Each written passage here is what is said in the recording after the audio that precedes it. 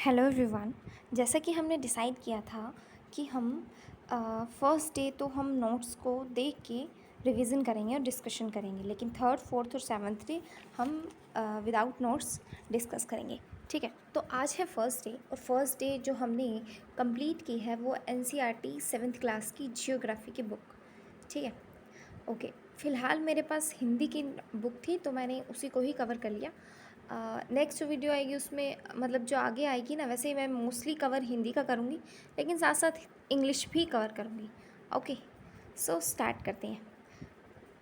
Okay, first chapter जो है वो है इन्वायरमेंट से रिलेटेड, यानी कि पर्यावरण से रिलेटेड। ओके, तो पर्यावरण से रिलेटेड जो है चैप्टर, उसमें फर्स्ट जो लिखा हो ना क्लास सेवन्थ का जो जियोग्राफी की बुक है ना, उसमें बात कर लेते हैं। तो पर्यावरण के बारे में बताया गया। ठीक है, जितने भी जीवित प्राणी हमारे आसपास के क्षेत्र में पाए जाने वाले लोग, स्थान, वस्तुएं और प्रकृति, यानी कि हमारे आसपास का जो भी क्षेत्र है ना, वो पर्यावरण यानी कि इन्वायरमेंट कहलाता है। ठीक है, पर्यावरण के 3 घटक होते हैं। ठीक है, कौन कौन से? एक होता है प्राकृतिक, एक होता है मानव और एक होता है मानव निर्मित। प्राकृतिक यानी कि जल, वायु, स्थल, सजीव।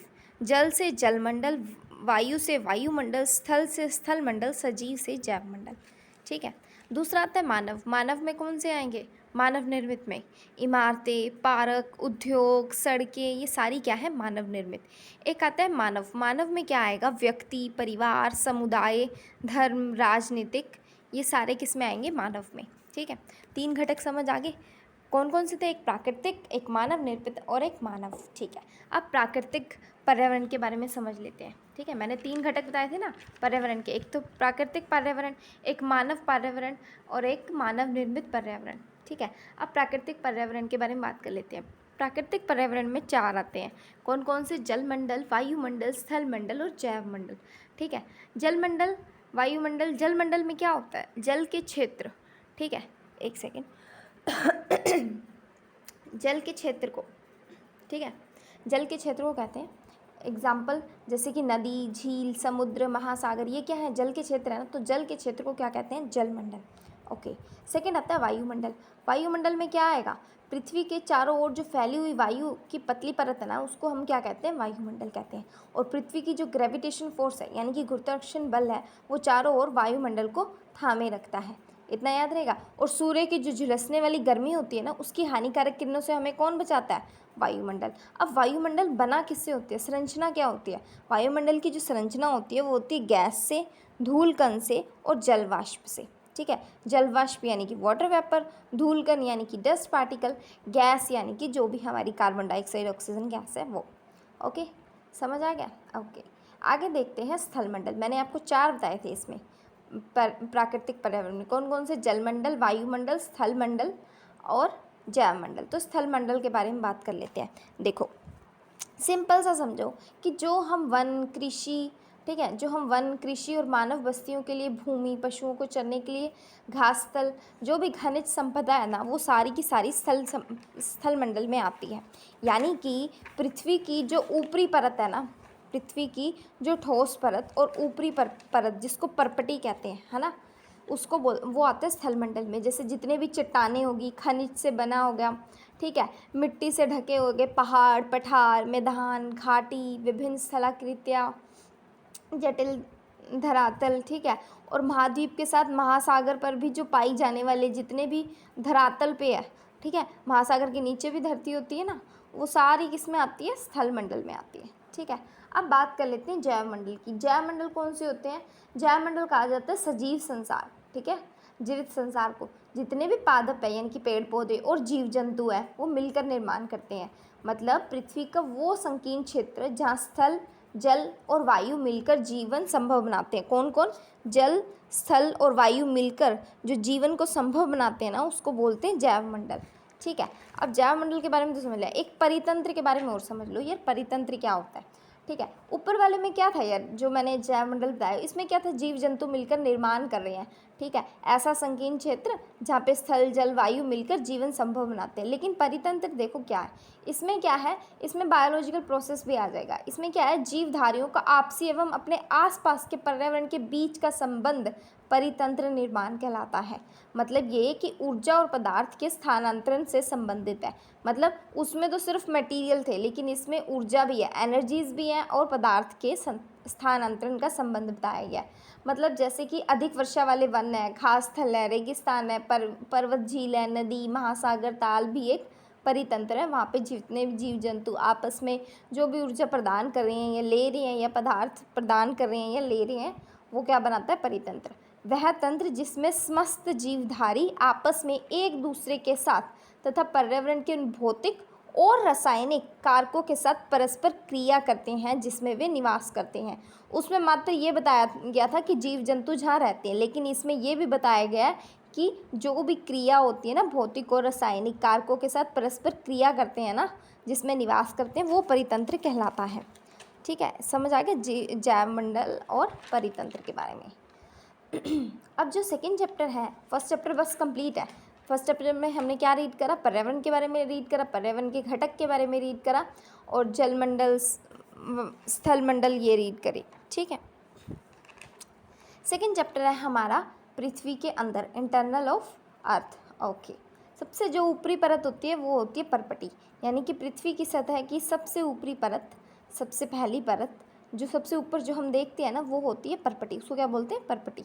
ठीक है, ये महाद्वीप में, महाद्वीप कौन से होते हैं, महाद्वीप जैसे साउथ अमेरिका, नॉर्थ अमेरिका, और ये एशिया, यूरोप, ये जो बोलते हैं ना हम 7 कॉन्टिनेंट, तो वो महाद्वीप होते हैं। ठीक है, ये क्या होता है, जहाँ पे जो परपटी है ना वो 35 किलोमीटर तक होती है। अगर हम खोदेंगे ना, मतलब अगर हम खुदाई करें, है ना, तो 35 किलोमीटर तक हमारी जो परपटी ही कहलाती है, 35 किलोमीटर तक। लेकिन समुद्र, यानी कि जहाँ पे भी महासागर है ना, ओशियंस हैं, वहाँ पे हमें पानी के नीचे धरती मिलती है ना, उस धरती को 5 किलोमीटर तक खोदना होगा, वहाँ तक परपटी मानी जाएगी कि परपटी 5 किलोमीटर तक है। महाद्वीप में 35 किलोमीटर और समुद्र में 5 किलोमीटर, यानी कि जहाँ धरती है वहाँ 35 किलोमीटर और जहाँ समुद्र है वहाँ 5 किलोमीटर। इतना याद रहेगा। अब महाद्वीप में 35 किलोमीटर तक हमें खोदना पड़ता है, मतलब जहाँ हम बैठे हैं, मान लो जिस सतह पे हम खड़े हैं या बैठे हैं, है ना, वहाँ हमें 35 किलोमीटर तक खोदेंगे तो वो परपटी मानी जाएगी। ठीक है, अब ये जो परपटी है ये बनी किसकी होती है, ये बनी होती है सीएल की, सीआल। ठीक है, सीआल, ठीक है, सिलिका और एल्यूमिनियम की। ठीक है, और महासागर में जो 5 किलोमीटर तक परपटी है ना, वो बनी होती है सीमा की, SIMA। अब सीमा को सिलिकन और मैग्नीशियम, सियाल और सीमा, नाम याद कर लो, एक लड़का एक लड़की, ऐसे याद कर सकते हैं कि महाद्वीप में लड़का रहता है तो उसका नाम है सियाल, और महासागर में एक लड़की रहती है जिसका नाम है सिलिका, सीमा। ठीक है, सीमा और सियाल। सियाल कहाँ है, लैंड पे, क्योंकि कठोर होते हैं ना लड़के, थोड़े मतलब ताकतवर होते हैं, तो लैंड थोड़ा ताकतवर है तो सियाल, और महासागर में जो धरती होगी वो थोड़ी सी हल्की होगी, सॉफ्ट होगी, तो सीमा वहाँ रहती है। ठीक है, इतना याद रहेगा। ओके, अब बात कर लेते हैं परपटी की। परपटी जो पूरी पृथ्वी है ना, उसका 1% हिस्सा पृथ्वी का परपटी कहलाता है, 1% हिस्सा। ठीक है, उसके बाद आती है मेंटल। अब यार इसको याद करने में 3 होती है लेयर्स। पहली होती है परपटी, देन होती है मेंटल, देन होती है क्रोड।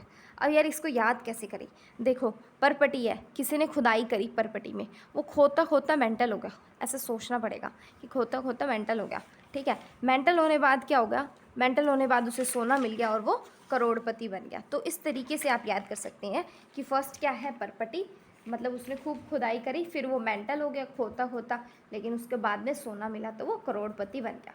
ठीक है, ऐसे याद कर सकते हैं। तो परपटी का 1% हिस्सा आता है मेंटल को, उसको 2900 किलोमीटर तक उसे खोदना पड़ा, 2900 किलोमीटर। ठीक है, और फिर करोड़ जो है वो है 3500 किलोमीटर, याद रहेगा इतना। ठीक है, परपटी, मेंटल और करोड़। परपटी 1% हिस्सा है पृथ्वी का, और मेंटल 2900 किलोमीटर की गहराई पे, यानी कि 84% है, और करोड़ यानी कि 3500 किलोमीटर, यानी कि 15% है। ये थोड़ा याद रखना पड़ेगा। ठीक है, तो जो हमारी वो कितनी थी धरती पे, 35 किलोमीटर, और मेंटल कितना है, 2900 यानी कि 2900 किलोमीटर की गहराई तक मेंटल मिलेगा। फिर हमें 3500 किलोमीटर पे क्रोड मिलेगा। अब ये जो क्रोड है ना, ये दो चीज़ों से बना होता है। जैसे मैंने सियाल और सीमा बताया था ना, वैसे ये दो चीज़ों से बना होता है। कौन कौन सी? एक होती है निकल, एक होता है लोहा। ठीक है, तो इसको बोलते हैं क्रोड को नीफी बोलते हैं, नीफी। जैसे लावा होता है ना, उस फॉर्म में होता है ये निकल और लोहा। बहुत ज़्यादा गर्म होते हैं ना ये निकल और लोहा। ठीक है, तो ये दोनों हमें कहाँ मिलते हैं? ये मिलते हैं क्रोड में। ठीक है, यहाँ का जो टेम्परेचर होता है ना वो बहुत ज़्यादा होता है, और यहाँ का जो तापमान होता है वो उच्च होता है, और दाब भी क्या होता है, प्रेशर भी क्या होता है, उच्च होता है। इतना याद रहेगा।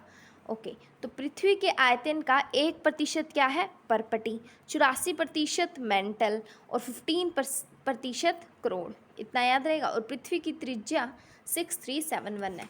ओके, आगे देखते हैं। नेक्स्ट है पृथ्वी के क्रोड के बारे में बात की गई है। देखो, पृथ्वी का क्रोड, अगर मान लो आपको पृथ्वी के केंद्र तक पहुंचना है, पृथ्वी के केंद्र मतलब पृथ्वी का क्रोड। ठीक है, पृथ्वी का क्रोड है ना, तो उसके लिए आपको आपको मतलब कम मेहनत में पहुंचना चाहते हैं ना, तो हमें क्या करना पड़ेगा? हमें पहले समुद्र की सतह पर जाना पड़ेगा, क्योंकि यहाँ तो धरती 35 किलोमीटर तक परपटे है, लेकिन वहाँ सिर्फ 5 किलोमीटर तक खोद के ही हम सेकेंड लेवल पे आ जाएंगे, जो कि है मेंटल। ठीक है, तो हमें क्रोड तक पहुंचने के लिए समुद्र की सतह पर 6000 किलोमीटर तक खोदना पड़ेगा, जो कि आज तक कोई भी नहीं खोद पाया है। ठीक है, हाँ, 6 किलोमीटर तक पहुंच चुके हैं वहाँ से खोदते खोदते। तेल की खोज हुई थी, 6 किलोमीटर तक खोद लिया। और 4 किलोमीटर तक विश्व की सबसे गहरी खान है दक्षिण अफ्रीका में। ये क्रोड में खोदा है। ठीक है, मेंटल में नहीं, क्रोड में जाके खोदा हुआ है शायद। हाँ, क्रोड में खोदा है, वहाँ पे खोदा है, क्योंकि क्रोड निकलेगा कितने पे? एक सेकेंड, 2900 किलोमीटर के बाद 3500 किलोमीटर तक है क्रोड। ठीक है, ओके। नेक्स्ट देखते हैं जीवाश्म। जीवाश्म किसे कहते हैं?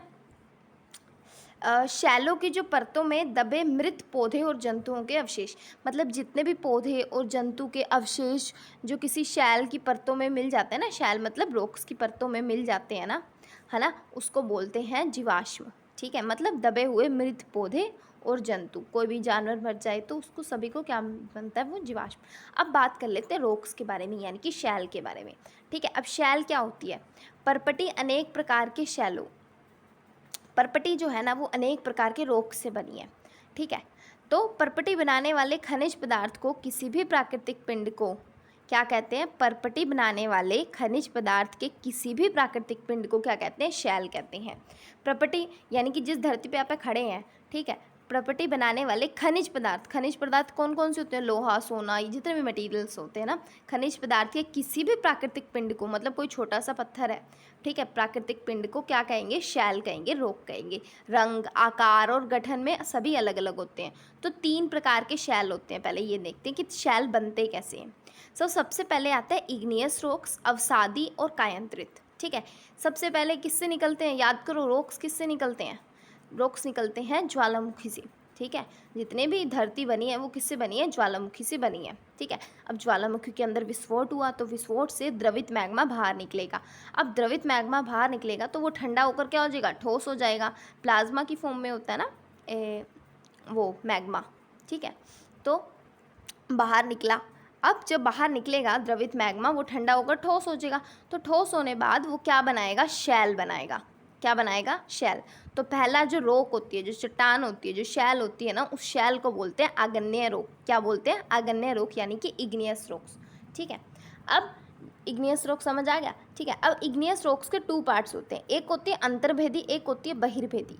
अंतर्भेदी क्या होती है? जो अंदर होती है ज्वालामुखी के। और बहिर्भेदी क्या होती है? जो बाहर आती है। अब यार एक चीज़ देखो, हमें जितने भी धरती के ऊपर खनिज पदार्थ मिलती है, लोहा, सोना, पेट्रोल, मतलब जो कुछ भी मिलता है ना हमें धरती से, वो सब कुछ वोल्केनो से निकलता है। इतना याद रखो, यहाँ तक कि धरती भी वोल्केनो से ही निकली है, ज्वालामुखी से ही निकली है। ठीक है, क्योंकि परपटी कैसे बनेगी? ज्वालामुखी के अंदर विस्फोट होगा, विस्फोट से क्या निकलेगा? मैग्मा। मैग्मा ठंडा होकर क्या बना देगा? शैल। वही शैल क्या बनता जाएगा? धीरे धीरे हमारी परपटी, जो पृथ्वी की ऊपरी सतह है ना, परपटी, वो बनती जाएगी। ठीक है, ओके। ठीक है। एक इग्नियस रॉक्स बताया ना, तो सबसे पहली स्टेज क्या होती है, इग्नियस रॉक्स। अब ये इग्नियस रॉक्स 2 टाइप्स की होती है, एक होती है अंतर्भेदी, एक होती है बहिर्भेदी। जो अंतर्भेदी होती है ना, वो भूपर्पटी के अंदर गहराई में ही ठंडी हो जाती है। मतलब ये कि वोल्केनो जैसे ही फटता है तो उसके अंदर दरारें होती है ना, तो उस दरारों में फंस जाता है ये मैग्मा, तो उसके अंदर ही पड़ा पड़ा कई दिन बाद ठंडा होता है। ठीक है। और एक होता है बाहर की ओर, पृथ्वी की सतह पर आकर जो ठंडा होता है वो ठोस हो जाता है, वो गर्म वो अभी थोड़ा गर्म, उसको टाइम लगता है। ठीक है। तो अंतर्भेदी जो होती है ना, वो धीरे धीरे ठंडा होता है। तो धीरे धीरे ठंडा होने के कारण बड़े दानों का रूप ले लेता है, बड़े बड़े दाने बन जाते हैं उसके। लेकिन बहिर्भेदी क्या होता है, बाहर आता है, बाहर वो वायुमंडल से टकराता है। ठीक है। जल्दी ठंडा होता है, वायु जल इन सब से टकराता है ना, बाहर जो मैग्मा आएगा धरती से वो इन सब से टकराएगा, वायु जल उस पर, तो वो जल्दी ठंडा हो जाएगा। जल्दी ठंडा होने की वजह से जो उसके महीन दाने वाली संरचना होगी, मतलब वो जो शैल होगी ना, वो छोटे छोटे दानों में बनेगी। ठीक है। लेकिन जो अंतर्भेदी है वो बड़े बड़े दानों में मिलेगी। ठीक है। अब इसके एग्जाम्पल याद रखो। जो महीन दानों वाली संरचना है वो है बेसाल्ट, यानी कि जो हमारे दक्कन के पठार पे आप जाओगे ना, तो वहाँ पर आपको जितने भी रॉक्स मिलेगी ना, चट्टानें मिलेगी ना, तो वो जो होंगी ना रॉक्स, तो वो महीन दानों वाली है। ठीक है। महीन दानों से मिलकर वो चट्टान बनी हुई है, पठार बने हुए हैं दक्कन के, उसको बोलते हैं बेसाल्ट। ठीक है। जो बाहर लावा से निकलता है, जो पहली स्टेज होती है, उसको बोलते हैं बेसाल्ट। ठीक है। जो दक्कन के पठार है ना, वो उसका बेस्ट एग्जाम्पल है। इन द सेम वे अंतर्भेदी क्या होता है, अंतर्भेदी में कौन सा बनेगा मटेरियल, ग्रेनाइट। ग्रेनाइट आपने देखा है, जैसे हमारे किचन में लगा हुआ है ग्रेनाइट, तो आपके भी शायद किचन में मोस्टली लगा होता है। या फिर आप ये देख सकते हैं, जो मसाले, चूरन, दानों आदि को घिसने के लिए नहीं होता अपघर्षण वाला जो पत्थर होता है, वो भी क्या होता है, ग्रेनाइट का बना होता है। तो इतना याद रहेगा कि ग्रेनाइट कहाँ से आया, वोल्केनो के अंदर जो फंसा मैग्मा था ना, उससे निकला। और दक्कन के पठार कहाँ से आए, बहिर्भेदी इग्नियस रॉक्स, यानी कि बेसाल्ट बोलते हैं ना, जो मैग्मा निकलता है फर्स्ट। ठीक है। इतना समझ आ गया। नेक्स्ट देखते हैं अवसादी शैल, यानी कि सेडिमेंट्री रॉक्स। ठीक है। अब सेडिमेंट्री रॉक्स कौन से थे, जो भी रॉक्स लुढ़क कर, ठीक है, अब क्या होगा, इग्नियस रॉक बन गई, दक्कन के पठार बन गए। अब क्या होगा, जितने भी रॉक्स होंगे ना, वो लुढ़क कर, चटक कर या टकरा कर छोटे छोटे टुकड़ों में टूट जाती हैं।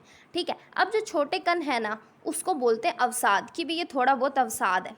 कई बार मान लो कोई बड़ा सा टीला होता है, उसके आसपास जो छोटे छोटे कंकर से पड़े होते हैं ना, उसको अवसाद बोल देते हैं।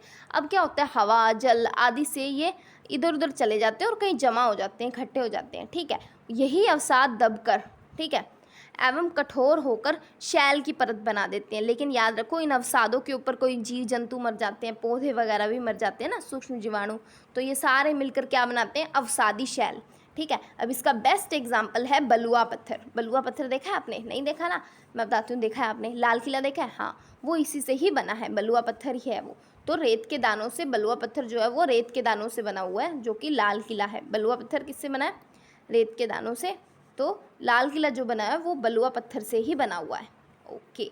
नेक्स्ट आता है कायांतरित, यानी कि मेटामॉर्फिक शेल।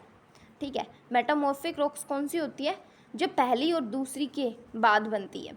जो पहली रॉक्स है, पहली कौन सी थी, इग्नियस रॉक्स, और दूसरी कौन सी थी, अवसादी शैल, यानी कि सेडिमेंट्री रॉक्स।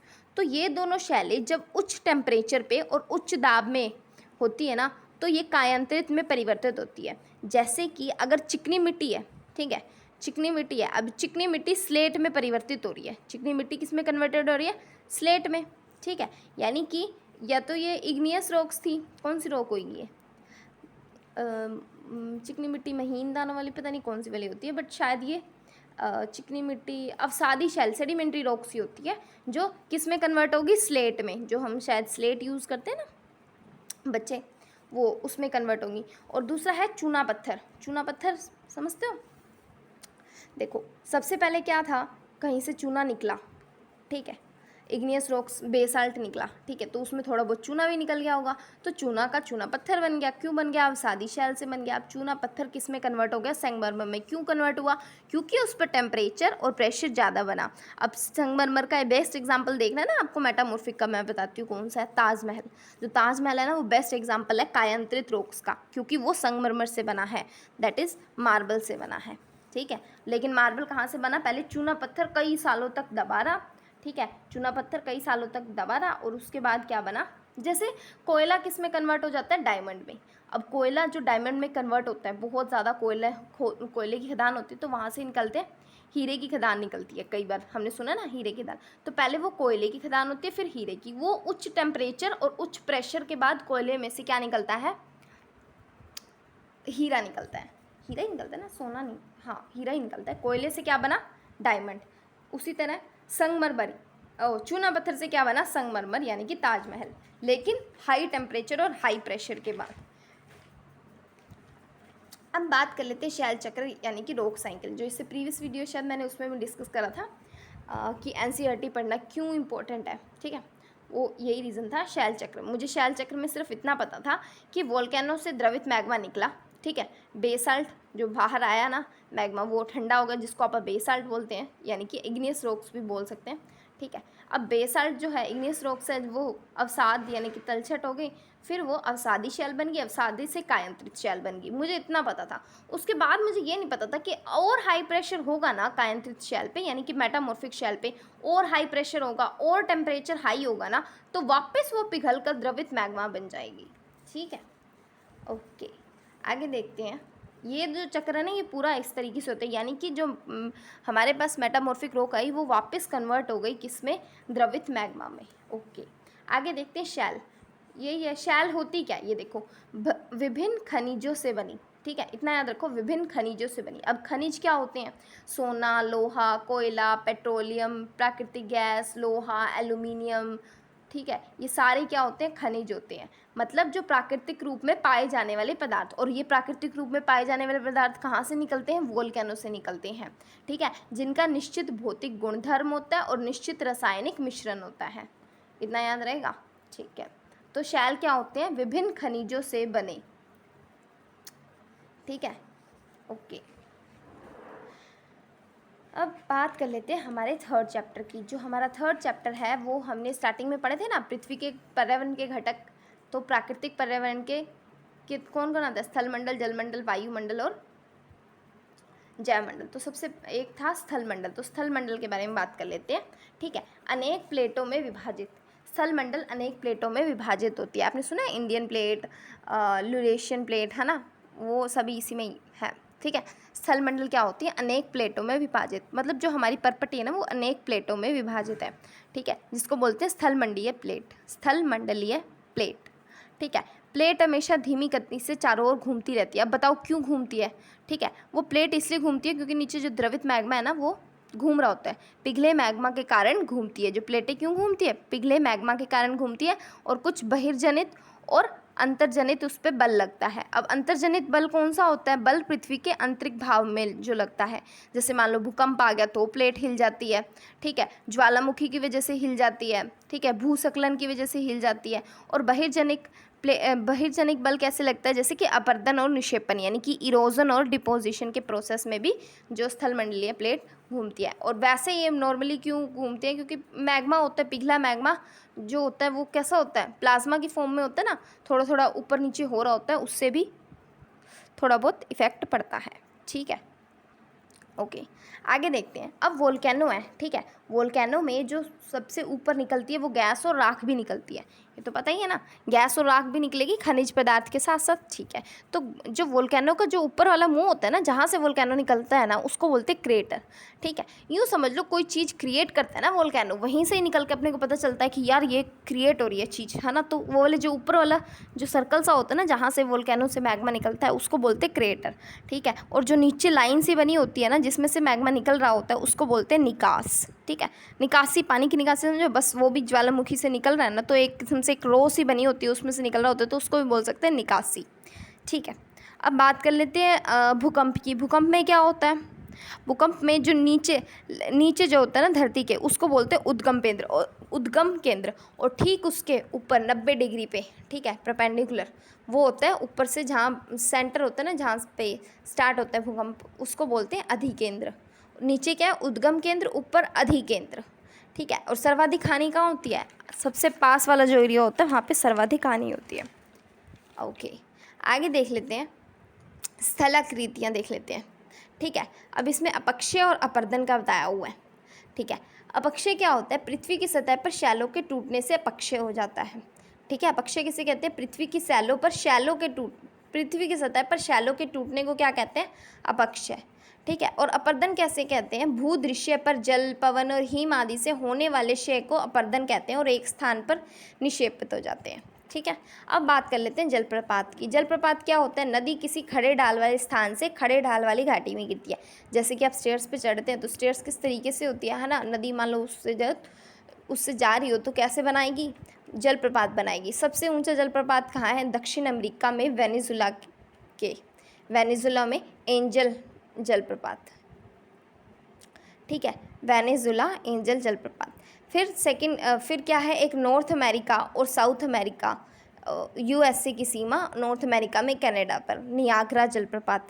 ठीक है। और अफ्रीका में भी है एक, जिम्बाब्वे और जिम्बाब्विया पे है विक्टोरिया जलप्रपात। इतना याद रहेगा, ये तीनों क्वेश्चन आ सकते हैं। ठीक है, ओके। आगे देखते हैं विसर्प। विसर्प क्या होता है? जब नदी मैदानी क्षेत्र में प्रवेश कर मोड़दार मार्ग पर बहने से विसर्प बनाती है। देखो सांप कैसे होता है? विसर्प, विसर्प का नाम दे दिया। सांप कैसे ऐसे से घूमता है ना, तो नदी जब मोड़ पे बनाती है ना तो उसको बोलते हैं विसर्प। नदी जब मैदानी क्षेत्र में प्रवेश कर मोड़दार मार्ग बनाती है ना तो उसको बोलते हैं विसर्प। ठीक है, मार्ग पर बहने से भी विसर्प कहलाती है। बड़े मोड़ों को विसर्प कहा जाता है। अब क्या होता है? अब किनारों पर ना अपर्दन हो जाता है, क्योंकि किनारों से ऐसे घूम के वो विसर्प बनाती है ना, विसर्प बोलते हैं उस पोजीशन को। ठीक है, तो किनारों पर अपर्दन और निक्षेपण शुरू हो जाने बाद अलग कट गए और थोड़े दिन बाद वो मोड़ ना अलग कट जाता है। वो अलग कटने बाद क्या बन जाता है? चाप झील। क्या बोलते हैं उसको? चाप के आकार में एक झील बन जाती है, क्योंकि मोड़ भी कैसा होता है? चाप की तरह। चाप समझते हो? जो सर्कल में चाप लगाते हैं, हिंदी में चाप बोलते थे, आर्क इंग्लिश में बोलते हैं आर्क। जैसे सर्कल बनाते थे ना कि रेडियस को 6 सेंटीमीटर को 3 में कट करना होता था सर्कल बनाते वक्त, जो हमारे पास कंपास होती थी उससे, तो आर्क को बोलते हैं चाप। तो उसकी झील यानी कि आर्क झील, आर्क लेक या चाप झील, इंग्लिश में पता नहीं क्या बोलते हैं, बट चाप को आर्क बोलते हैं। ठीक है। नेक्स्ट है वितरिका। वितरिका क्या है? समुद्र के पास पहुंचते ही नदी धारा धीमे अनेक धाराओं में विभाजित हो जाती है। ठीक है। अब क्या है? जो अब गंगा है, गंगा जो हमारी गंगा मैया जो है ना, वहाँ से उत्तर प्रदेश गंगोत्री से जहाँ से चलती है, तो वो वहाँ जाके वेस्ट बंगाल वहाँ पे नीचे जाती है। ठीक है। तो जब वो वहाँ पे बंगाल की खाड़ी में गिरती है ना गंगा नदी, तो गंगा नदी जब बंगाल की खाड़ी में, तो अनेक वितरिकाएँ मतलब पतली पतली लाइनें बना लेती है। ठीक है। जो पतली पतली लाइनें बना लेती है ना खाड़ी में गिरने, समुद्र में गिरने से पहले, उसको बोलते हैं वितरिका। क्या बनते हैं? वितरिका। ठीक है। जब समुद्र के पास पहुंचते ही नदी धारा धीमे हो जाती है। ठीक है। तो अनेक धारा में विभाजित होती है। मतलब एक नदी चल रही थी, वो 4 5 6 7 8 9 10 मतलब लाइनों में विभाजित हो जाती है ना, तो उसको बोलते हैं वितरिका। अब वो जो वितरिका है वो इकट्ठा करके पहले बनाती है डेल्टा, फिर वो डेल्टा गिर जाता है किस में? अब बड़े समुद्र में। ठीक है। अब डेल्टा धीमी नदी मलबे का निक्षेपण प्रत्येक वितरिका। अब जो प्रत्येक वितरिका विभाजित हुई होती है ना पतली पतली लाइनें सी, है ना, वो बना देती है डेल्टा। ठीक है। जो जैसे कि गंगा का कौन सा डेल्टा है? गंगा और ब्रह्मपुत्रा का कौन सा डेल्टा है? सुंदरबन डेल्टा। ठीक है। तो ये वितरिका जो होती है ना, ये धीरे चल रही होती है, तो ये धीमे साथ साथ ना मलबे को ले आती है, तो मलबे का निक्षेपण। ठीक है। उस वजह से क्या बन जाता है? एक मुहाने का निर्माण हो जाता है, और सभी मुहाने के अवसादों के संग्रह से क्या बन जाता है? डेल्टा का निर्माण हो जाता है। ठीक है। तो समुद्र से पहले क्या आता है? डेल्टा। डेल्टा से पहले क्या आती है? वितरिका। वितरिका से पहले क्या आती है? नदी। ठीक है। नदी कई के बाद चाप झील में भी कन्वर्ट हो जाती है, विसर्प में भी कन्वर्ट हो जाती है। अब समुद्र की तरंगे के बारे में बात कर लेते हैं। अब जो समुद्री तरंगे हैं ना, वो लगातार शैलो से टकराती है, जिससे दरार पड़ती है। अब यार देखो, मान लो समुद्र में भी वोल्केनो फटता है, ये तो पता ही है ना, क्योंकि धरती है, कहीं से भी फट सकता है। धरती होती है ना वोल्केनो के नीचे 5 किलो समुद्र के नीचे 5 किलोमीटर, तो वोल्केनो से निकली। ठीक है। तो वहाँ पर भी शैल बन जाते हैं। अब लगातार शैलों से टकरा कर जिससे क्या होता है? बड़ी बड़ी दरारें क्रिएट हो जाती है। अब बड़ी और चौड़ी दरारें क्रिएट होगी किसमें? शैलो से। ठीक है। तो बड़ी और चौड़ी दरारें है तो उसको बोलते हैं समुद्र गुफा। मान लो कोई शैल है, ठीक है, माउंटेन टाइप, तो उसके ऊपर क्या समुद्र की तरंगों ने खूब वार करा, क्योंकि आगे पीछे होती रहती है, तो उसमें से क्या बन जाती है? दरार बना देती है, और थोड़े दिन बाद बड़ी और चौड़ी हो जाती है वो दरार, तो उसको बोलते हैं समुद्र गुफा। अब क्या होता है? वो समुद्र गुफा बड़े हो जाने पर मात्र छत सी रह जाती है। अब उसके ऊपर सिर्फ छत रह जाती है। ठीक है। जो बड़ी हो जाती है ना, छत सी रह जाती है, गुफा सारी ख़त्म कर दी, अब सिर्फ छत रहेगी, तो उसको बोलते तटीय महराब। तटीय महराब। तटीय महराब, तट के पास होता है ना वो, कई बार तट के पास भी होता है, कई बार वहाँ पे भी होता है, समुद्र के बीचों बीच भी होता है, ठीक है। अब कई बार क्या होता है, तटीय महराब के बाद छत तोड़ने बाद मात्र दीवार रह जाती है, मतलब उन्होंने शैल सारा तोड़ दिया, सब कुछ तोड़ दिया, अब सिर्फ छत तोड़ने बाद दीवार रह जाती है, ठीक है। अब दीवार जो रह जाती है ना उसको बोलते हैं स्टेक। अब स्टेक को कैसे याद करना है, कई समटाइम्स हम किसी को स्टॉक कर रहे होते हैं, है ना, तो वैसे याद कर लो कि छत तोड़ने बाद एक दीवार सी खड़ी हो जाती है, दीवार कैसे एकदम खड़ी रहती है ना, उसको बोलते हैं स्टेक, ठीक है। और जब छत रह जाती है उसको बोलते तटीय महराब, और जब दीवार रह जाती है उसको क्या बोलते हैं, स्टेक, ठीक है।